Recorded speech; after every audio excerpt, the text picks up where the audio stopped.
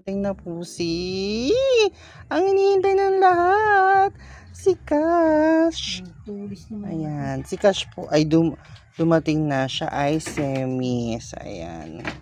So matagal namin tong pinangarap. Ayan, matagal po namin tong pinangarap ni Luis. Ayan. So dumating na siya. Isa siyang pure semis.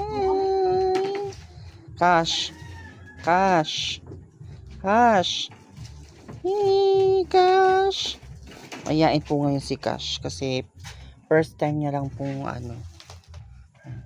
nakakain natin siya ng pet mara na may halong binasa, tapos nilagyan siya ng ng wet food. Ayan.